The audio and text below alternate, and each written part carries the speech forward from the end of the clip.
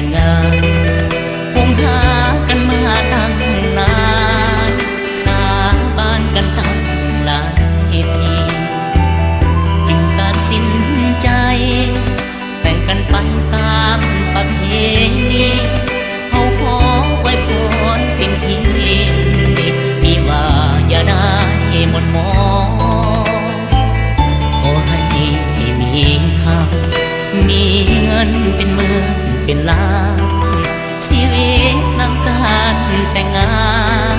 จงสุขสันต์ด้วยกันทั้งสองขอให้เฮืองลีอย่าสถิตในแผ่นดินทองโอ้ยภัยอย่าได้มาต้องขอความหักให้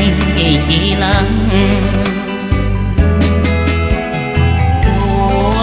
ทำตัวเหมือนสร้างเขานา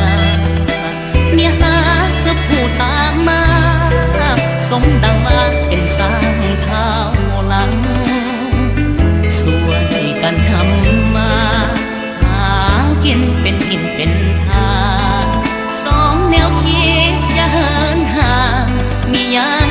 งค่อยเว้ากันขอให้ทั้งสองเป็นของแผ่นเดียวเลยไปห้องหาด้วยความแจ่มใสเลื่อยไปสู่กาลนานถือเท้ายอดหอ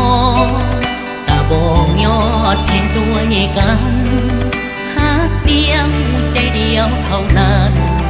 สวรรค์จึงเมตตาปราณี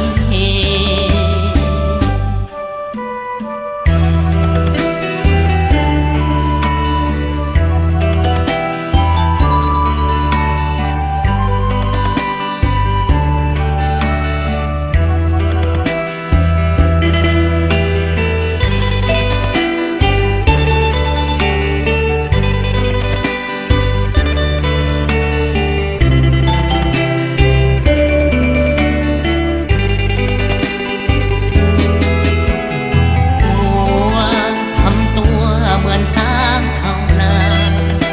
เมียหาคือผู้ตามมาสมดังว่าเป็นสร้างเท้าหลังสวยกันทำมาหากินเป็นทินเป็นทางสองแนวคิดจะเหินห่างมียังค่อยเว้ากันขอให้ทั้งสองเป็นของแผ่นเดียวเลยไปห้องหาด้วยความแจ่มใสเลื่อยไปสู่กาลนานถือเท้ายอดหอตาบองยอดแข่งด้วยกันหากเดียวใจเดียวเท่านั้นสวรรค์จึงเมตตาปราณี